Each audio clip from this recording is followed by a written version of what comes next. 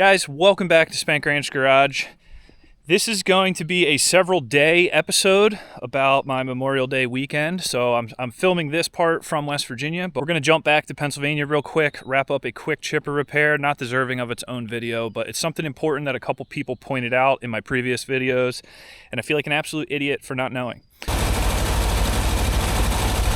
No chain. No chain.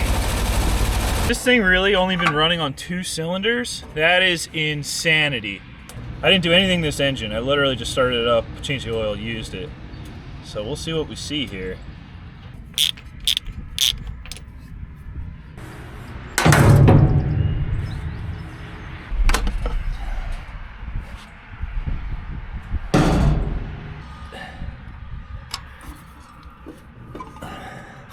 We're about 15 thousandths cold.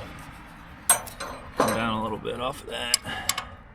All right, just ran all these valves. Everything's good now. Went for 15 thousandths clearance. I think it's supposed to be 15 and 18. I'm not really sure, but clearance is clearance when you had no clearance before. I noticed this thing would pop out the intake sometimes when you bogged it down, and I figured the carb was just not set up great, but maybe we had a valve sticking open. Let's do a compression test.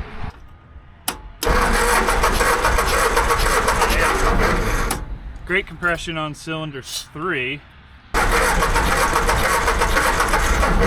Alright, the engine's healthy. We got to figure out why it ain't firing, that's all. Alright, so from what I see on Google AI Assistant, they're saying the firing order should be 1243. And some form information backs that up. So we got cylinder 1 here. Assuming this distributor's turning clockwise, that's going to go 1, 2, 3, 4. Should be 1, 2, 4, 3. So let's swap these. If this is the problem, I'm gonna crap my pants. This thing has never run on 4 cylinders. That's insane. I'm getting all giddy here.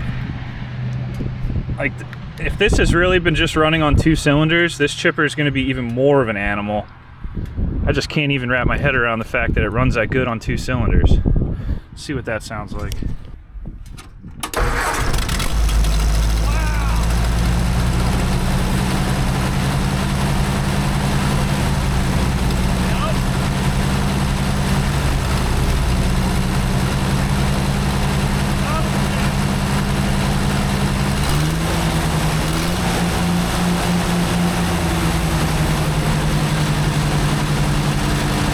This thing has been running on 2 cylinders the entire time I owned it. How embarrassing is that? And 2, how amazing is that? The plug wires were on the wrong way since I bought it. I never pulled anything off of this rotor, off this distributor cap. That's insanity. It's very smooth and quiet now. I figured these old Fords just sounded like crap because I've heard a lot of gas tractors that just sound like crap. So I figured out maybe that's just how these old girls run. This thing purrs so smooth now. And it starts great, having all 4.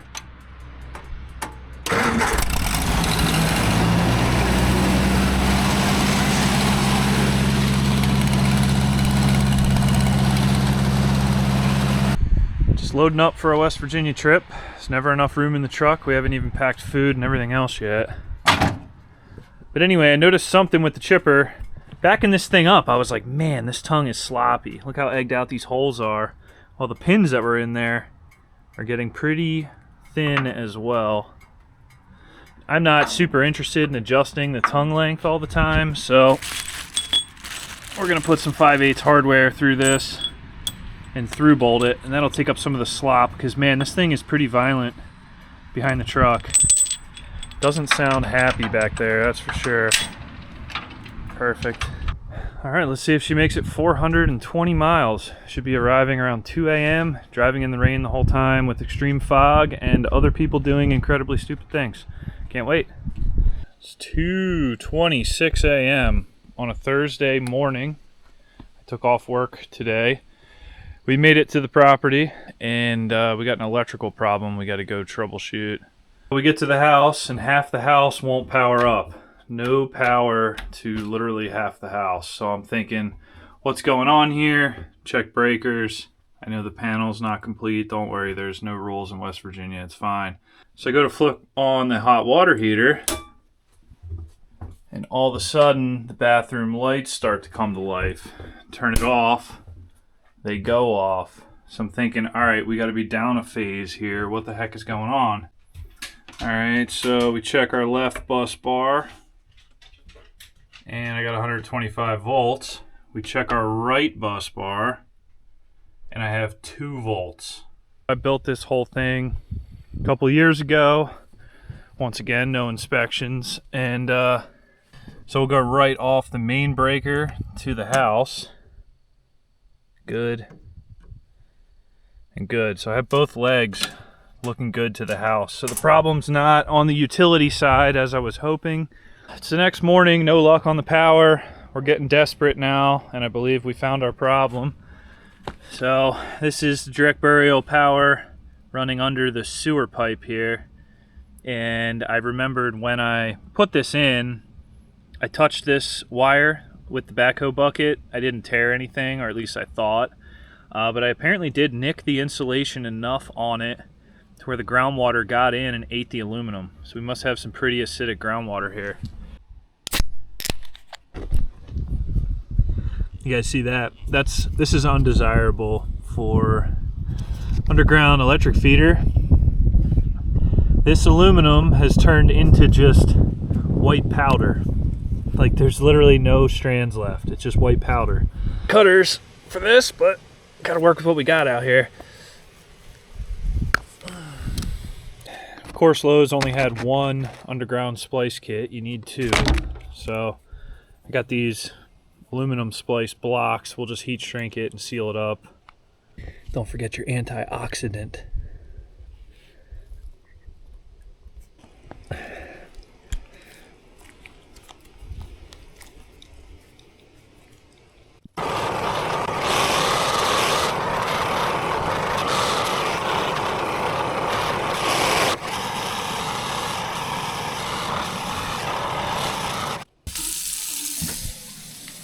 Yeah, baby, back to business with 2 phases.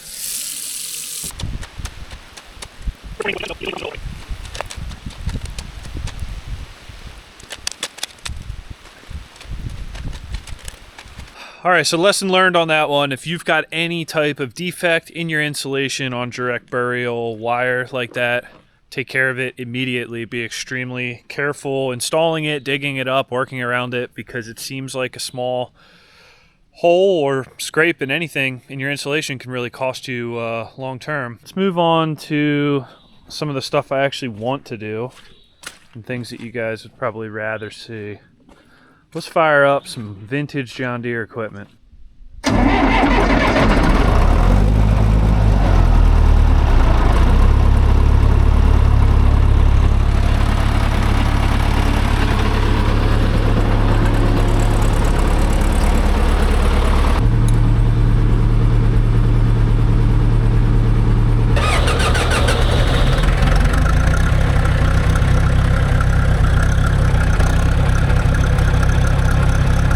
All right, so with both John Deeres warming up, let's take a look at some of my objectives for the weekend here from a dirt moving perspective.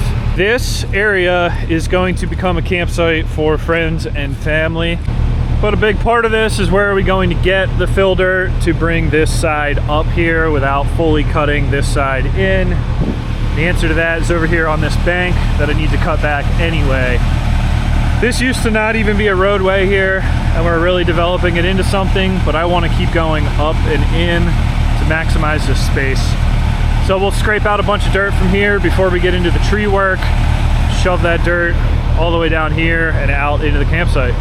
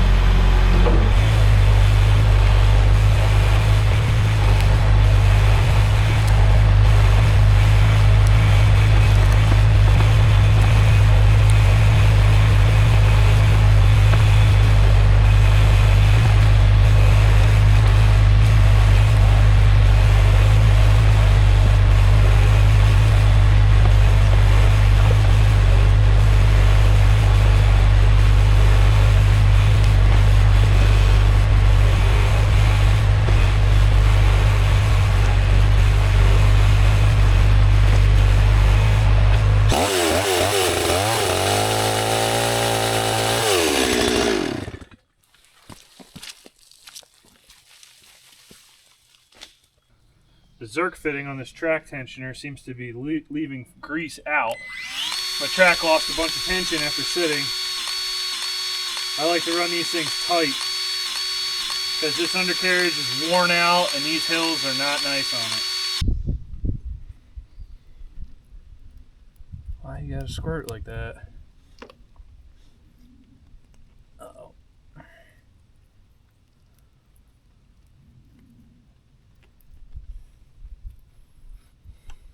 Yeah, I have to run these tracks pretty darn taut when I start side hilling and stuff. Definitely not ideal state of this undercarriage, but I put a lot of work into this dozer in the last year. I need to get some work out of it before I invest in an undercarriage.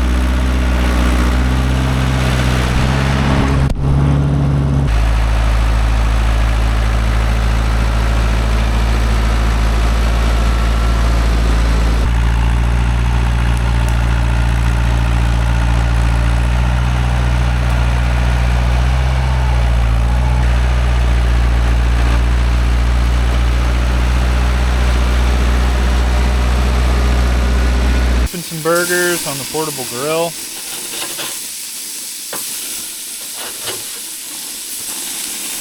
Yeah, so the camera died when I was dozing off that last pile we made. Afterwards, I dug out a whole nother area. Well, it's the next morning. I was working late into the night after the camera died. These lights are awesome. I can pretty much work out here like it's daylight, even when it's pitch black. So we got cut in pretty good here. And then I decided to start using the loader to haul the dirt over here. As you can see, we have really made some ruts here. That backhoe is not low ground pressure. I mean, this is up to my knee almost, past my knee, probably 2 feet of depression. But anyway, just dumping and pushing back here. All of this dirt is actually going to go down that way, and we'll doze that all down, use that to lift all this up. Putting fresh rubber on this thing before I brought it here is really paying off. It's actually, you can dig pretty hard into a bank with this machine, with the front loader. And now that the area is getting big enough, I can actually get the machine sideways to do that work. Before, you know, everything had to be done from the side. So now we're cooking with ass. Curious if anyone can riddle me this. Anywhere I park the backhoe overnight on this wet clay, the clay turns green. Is it the Chinese tires? Is it the pH of the soil? I don't know. The soil does weird stuff. I never had this at home, but anywhere I park this thing, front and rear tires turn green.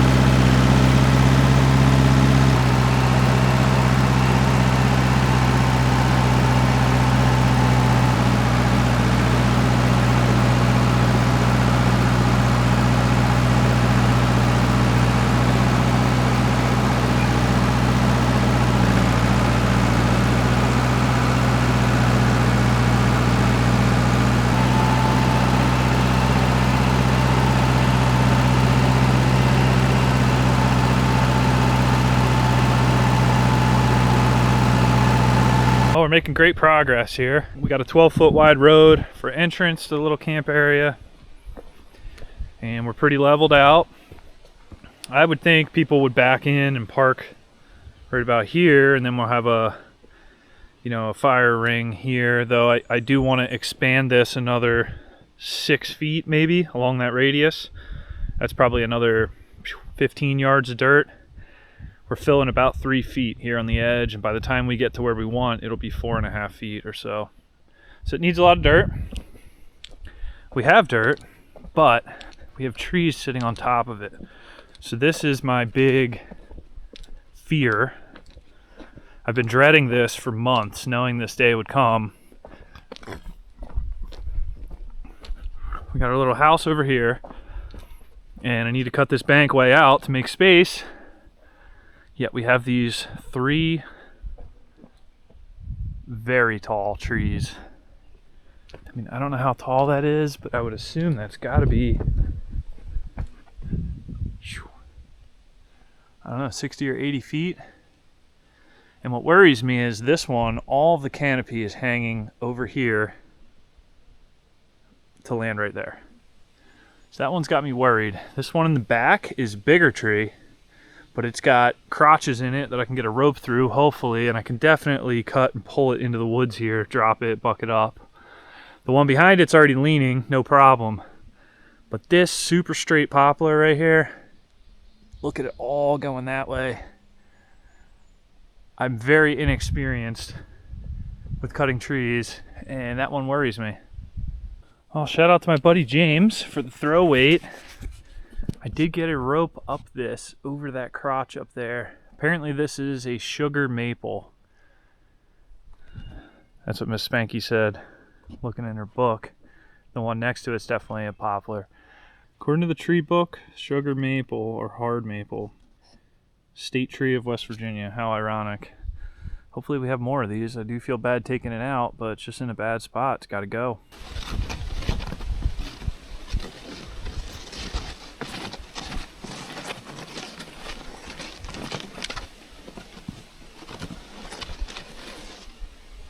Boom.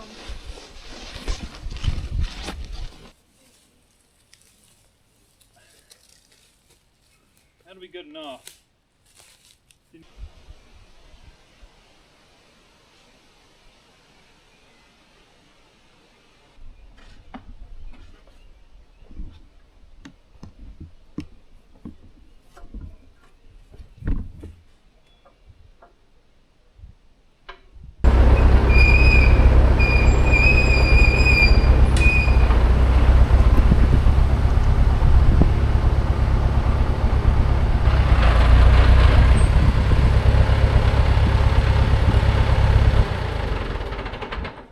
That's all right. That's a lot of tension. That'll get her going in the right direction. Okay.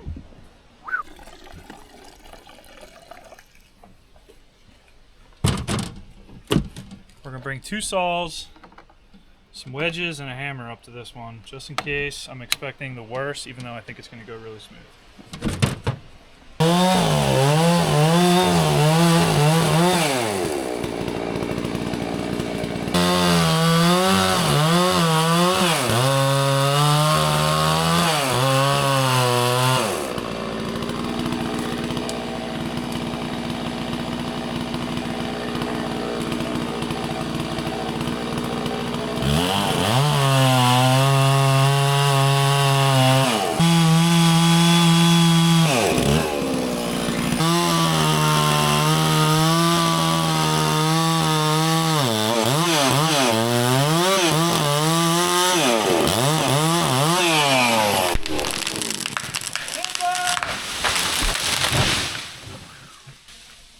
Oh my god, that was really scary. All right, we did it. Nobody's hurt and no property is hurt. That's what's up. Boy, did I butcher that notch. I know, I was like, oh my gosh. I butchered that notch so bad, but cleaned it out, made it happen. Low on the back cut, just asking for it to come flying the other way, but we had the rope on it. All worked out. That's the practice tree for the tougher ones.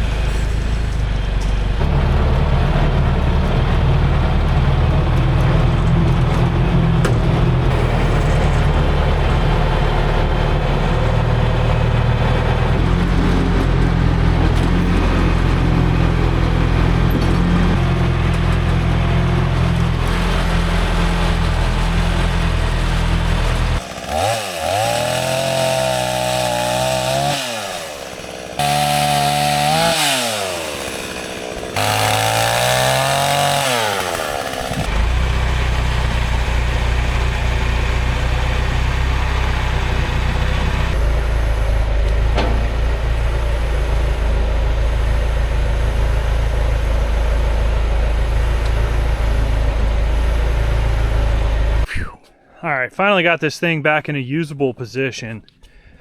Had to push it with the hoe most of the way in. Because this road doesn't go anywhere. It's a dead end. That's a dead end. Can't blow the chips that way. So having a front toe chipper is tough down here. The people that were worried that I didn't put fenders on it, what you got to understand is this thing is here to live the rest of its life. It's never going to see a public road again. And literally it's going to get dragged through the mud in any way possible to get it to be where it needs to be. But anyway, we don't really need these chips, but I do want to save them if possible. So I have a little backboard set up here. If it makes a pile, great. If it all flies into the woods, that's fine as well. Chute's turned all the way down. Let's fire her up and go chipping. Woo!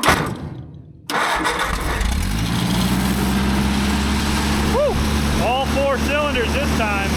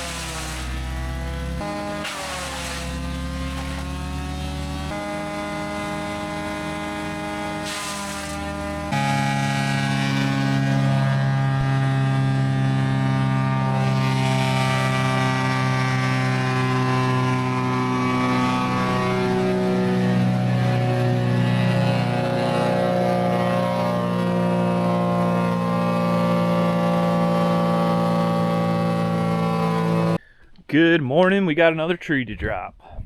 This thing is all weighted this way. That's the house side. So I'm probably gonna try to put 2 ropes on it and tether one that way, just so if I do botch the cut, which is likely, at least it can't fall that way and it'll end up going one way or another.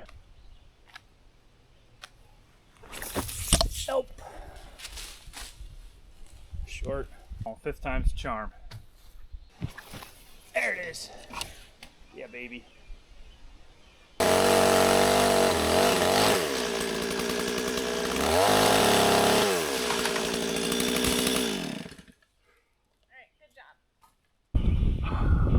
Alright, that was a good bit of prep.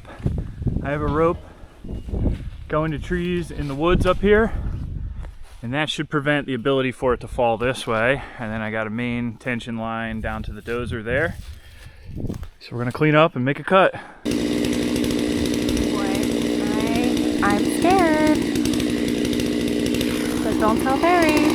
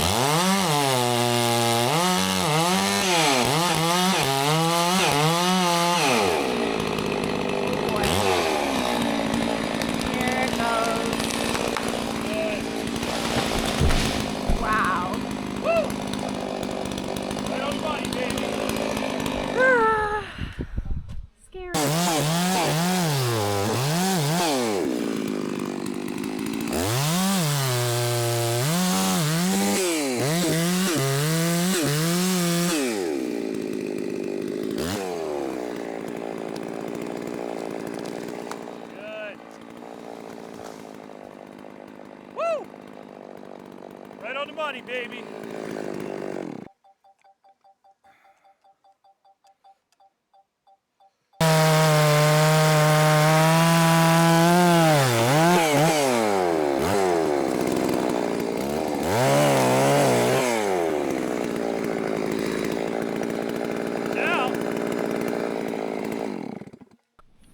Man, if I was a sawmill guy, these poplars would be the ticket.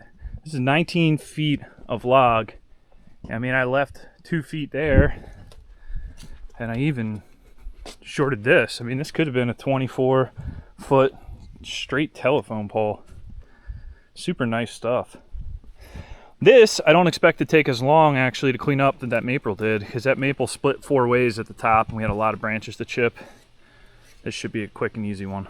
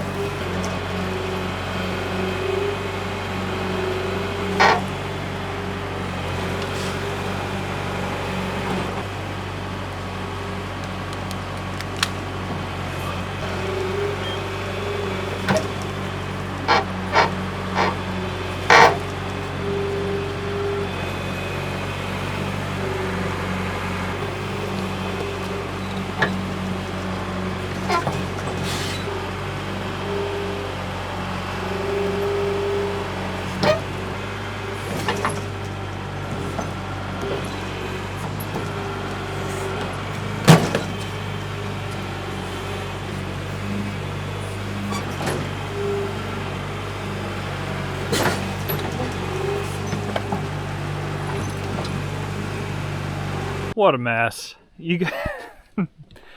Tree stumps are not my number one skill set.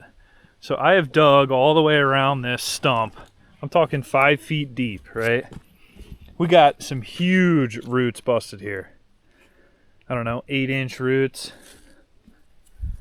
And I'm all the way around this thing. Maybe I could do better back here.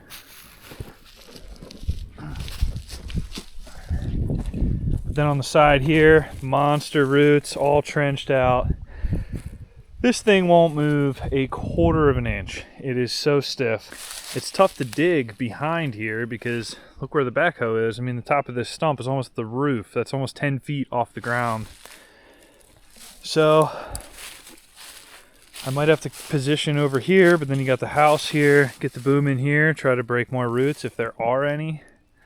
But man, I just have very limited luck getting stumps out down here in this clay. They're so serious.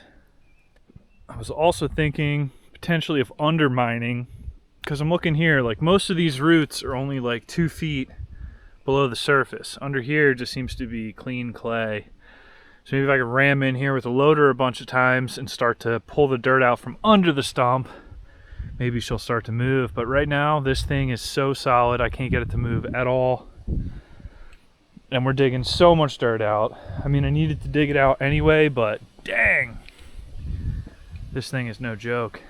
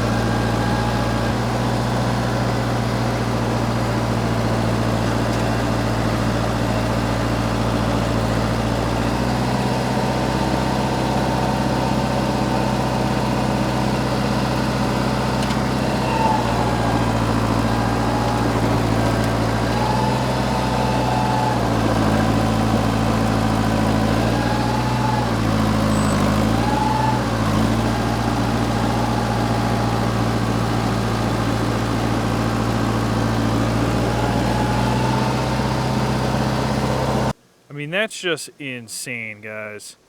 And I know that is some tough to watch footage of me using the dozer.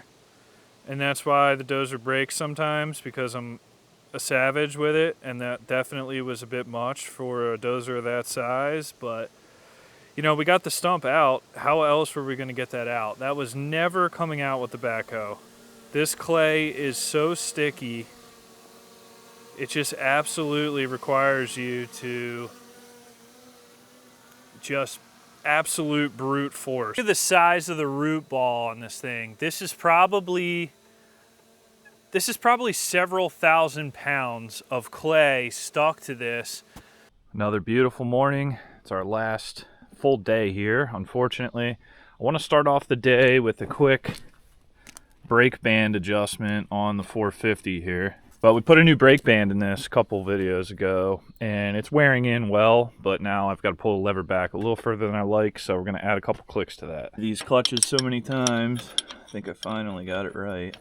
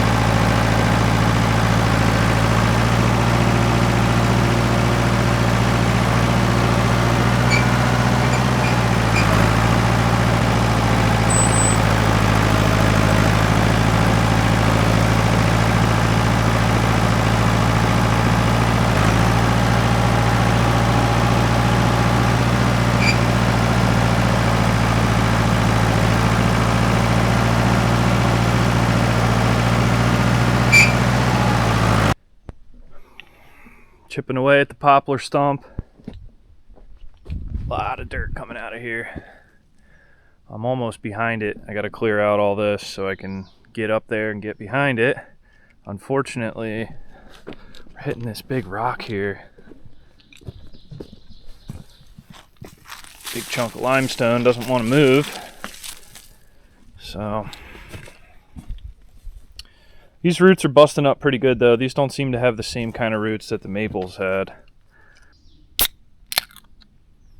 But man, we are up here. I mean, this is probably 8 feet from my level here to where the base of this stump is. So we are cutting out an immense amount of dirt here. Man, I don't know. I'm not good at estimating dirt, but this is a 1 yard bucket and I've probably taken 40 scoops so far and I got another 30 to go. It's quite a project.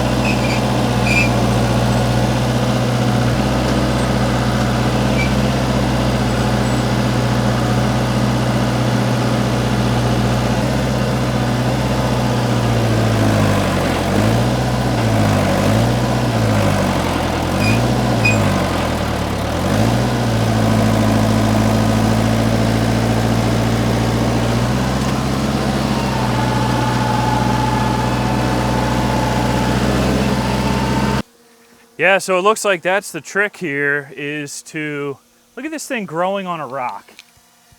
Bust the roots with the backhoe and then use the dozer to bust the rest of it out of the clay. There's so much stiction in the clay that you'll never dig it out with that backhoe. Never, ever, ever. So I know it's tough on the dozer, but it gets it broken loose. Now I can probably tear it down with the hoe.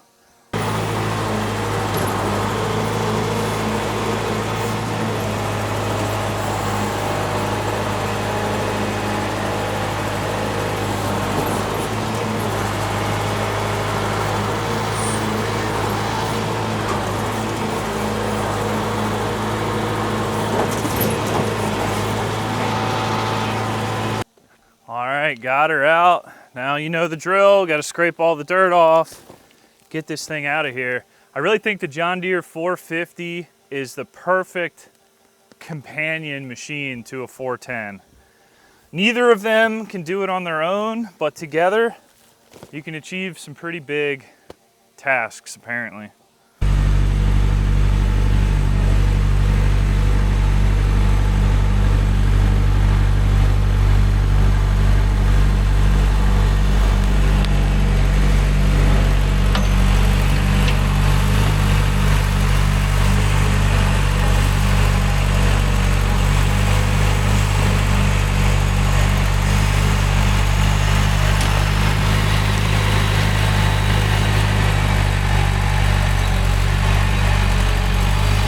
All right, well, we're gonna have to find a place to dump these stumps in a future episode.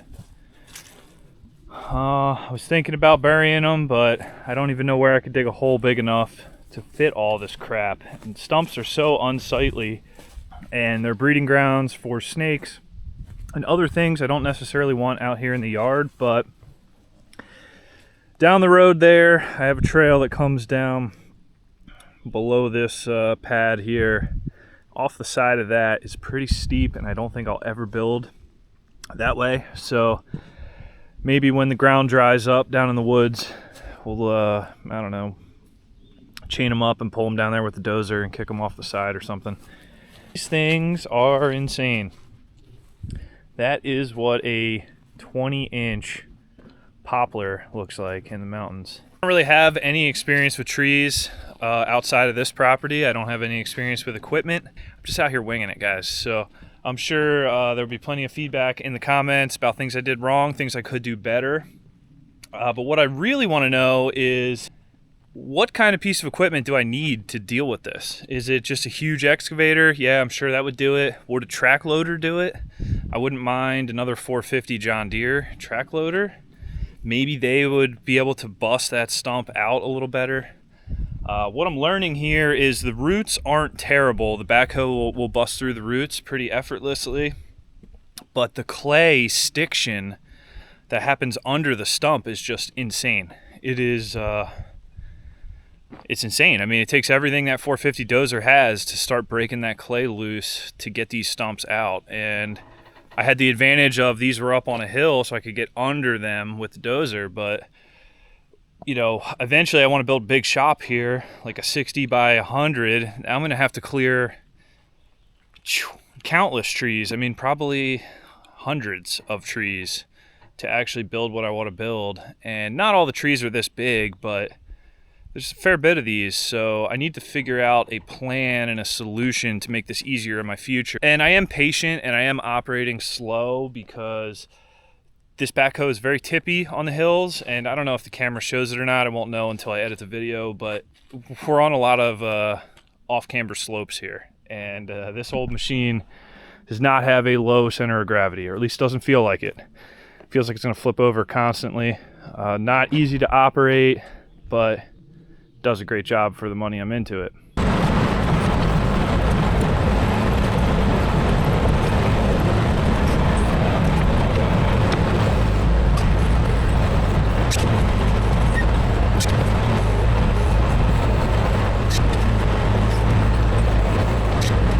If I ran her out of fuel, which I don't like doing, fuel gauge doesn't work, and I guess time slipped away from me. I've put 9 hours on it in the last 2 days.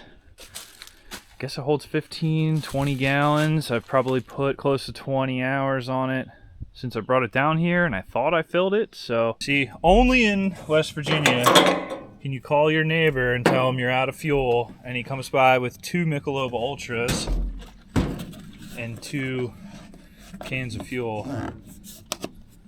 This will get me out of the woods and finish the day. Obviously, I'll refill these for him. Oh, got to spill a little bit of it too.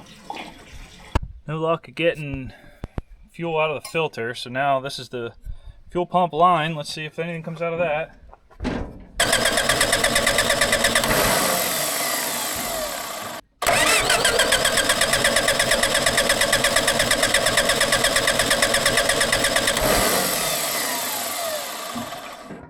Oh, where's the restriction here? I actually replaced this pump before I brought this machine here because very similar symptom. But the tank was not restricted when that happened. So let's see now. It's possible we sucked up some crap because we did run her down.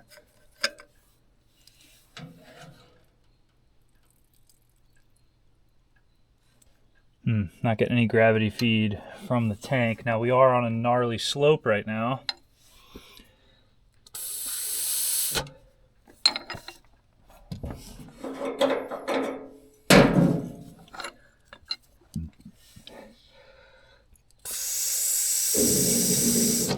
There's air bubbles.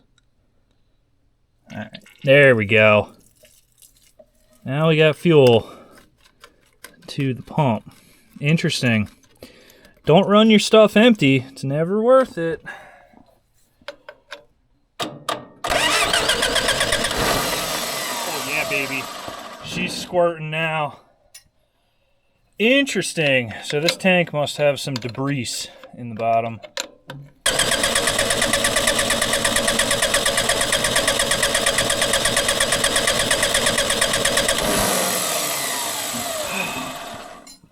Man, I'm going to be really impressed if this battery's got what it takes to get us out of the woods.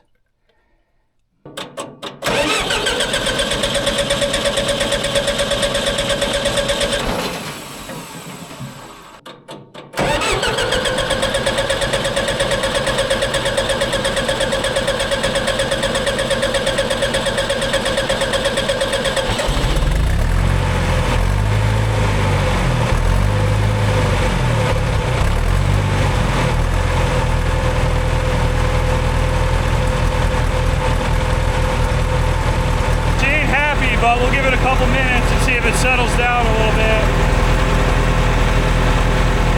It might work the air through on its own, it might not, we'll see.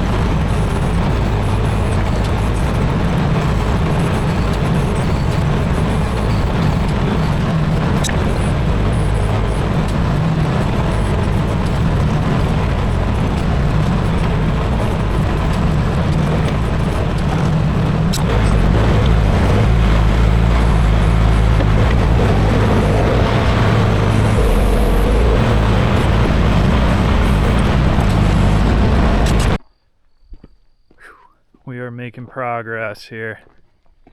Man, this makes me regret not taking some better before pictures. But basically this road went like that and then around. We cut this whole bank out of here. Miss Spanky's up here cleaning up some stuff. I mean, probably about 7 feet. I don't know now. It's got to be about 8 feet to the top of that. Now, obviously there is going to be erosion and slip happening here. This part out here we eventually want to have grass on, so it's gonna require quite a bit more reshaping, but we are doing an experiment here where I have a small ditch running aside here, and we always have a sinkhole in this area, and it's not clear whether it's just runoff water soaking this clay or is there actually an underground spring here. So this ditch should kind of help us isolate it so we can come up with a plan if I got to put a culvert in over the hill over there, whatever. But man, look at this. We just literally doubled our flat ground that we have at this property in one weekend. We have no flat ground.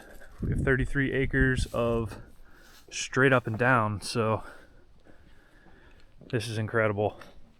It looks like a super highway coming through here now. So much dirt moved.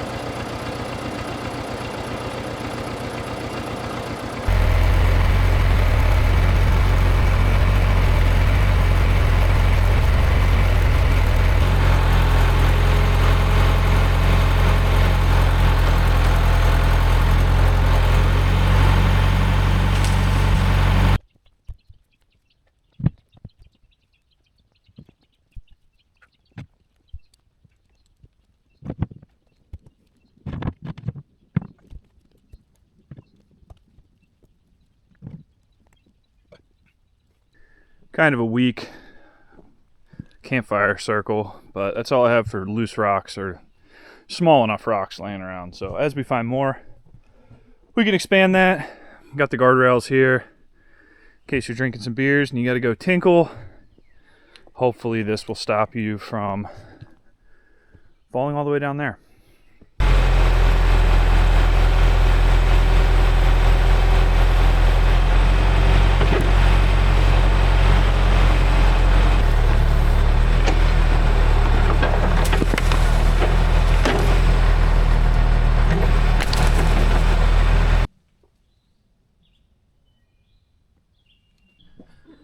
Look at this adorable thrift store find. Oh, wow. You like it? I do. Good. Juno, what do you think about all this newfound space? You don't run around anyway, so it doesn't matter. She's so shy. Jill, why are the camera shy?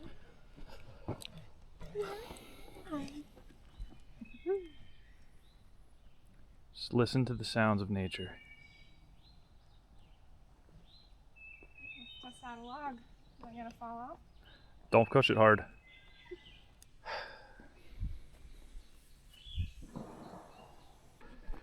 Just seeded and hayed the whole front yard. Eventually we're going to put a stone driveway in here, but that might not be for a while. So if we can get grass here just to control the mud and all that, I'll feel a little better about it. Leftover hay and seed. Seed and hay the camp area too. Maybe we'll get some grass out here. Also help with erosion. So I'm going to go ahead and wrap this one up here. This was a very big weekend down here in West Virginia. 4-day weekend, Memorial Day. It's Monday and we're gonna pack up and head home. But boy, did we move some serious dirt this weekend. None of this was here. This whole thing is fill. And it turned out awesome. Little campsite action. We got 2 of the most stressful trees I've ever had to drop down and out of the way, and got the stumps out. The stumps are fighters, that's for sure. But look at how much space we have here. You could never even bring a car in here before. Now you can bring several machines and parking and everything else. I mean, this whole area here, we're probably 40 feet wide, and then even a little more behind the little house there.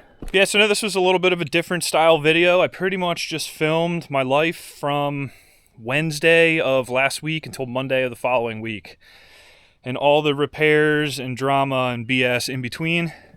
But I think it's good for a lot of you viewers to see this, especially the new viewers. Primarily, I fix stuff on the channel, or at least I attempt to. But the real reason I'm doing all of that is to develop this 33 acres we have here in the woods. And being that we're really on a budget here, I buy very old, rundown crap and fix it up and use it. Like, this is a $2,500 backhoe. I did a crap ton of work to it, plenty of videos on that.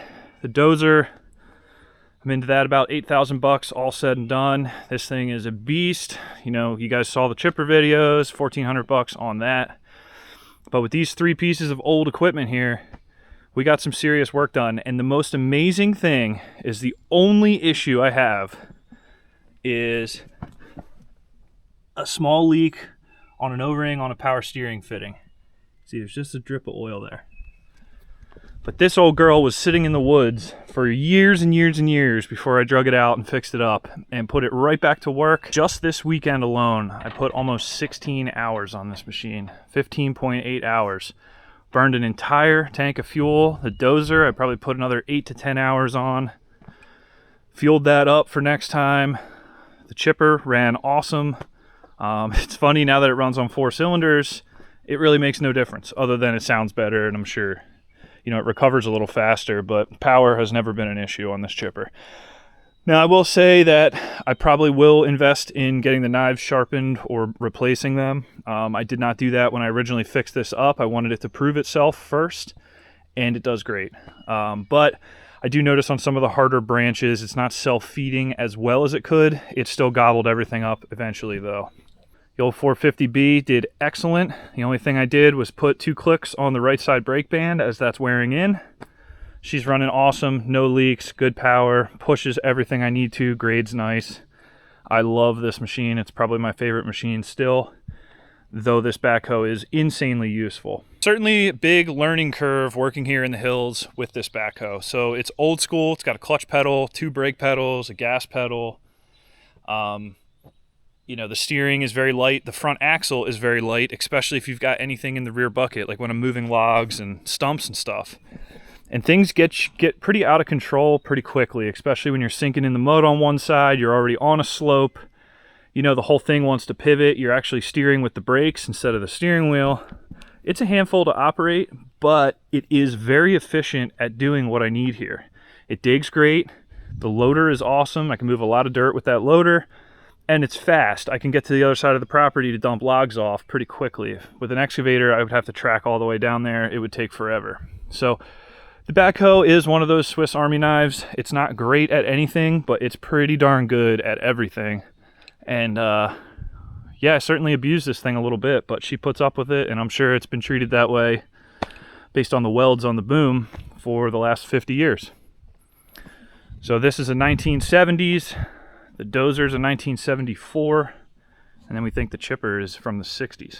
Well, anyway, guys, that is a little peek into my life and what I do on the weekends here, or what I'm working against, working for, working with, whatever you want to call it. So I hope you enjoyed this video. I did put a decent amount of time into filming some of this equipment operating, because I realized a lot of my videos are repair, not always operation, and filming certainly slows the job down. You know, getting in and out, moving cameras, flying drones, pushing dirt, fixing things. It's exhausting, but I think I'm excited to get this one together, because I think it really showcases all of the hard work we've put in on this channel in the last 2 years in fixing all this old equipment and what it can really do out here in the woods. So like always, let me know what you think about this down in the comments. Thank you so much for watching. I'll see you next time on Spank Ranch Garage.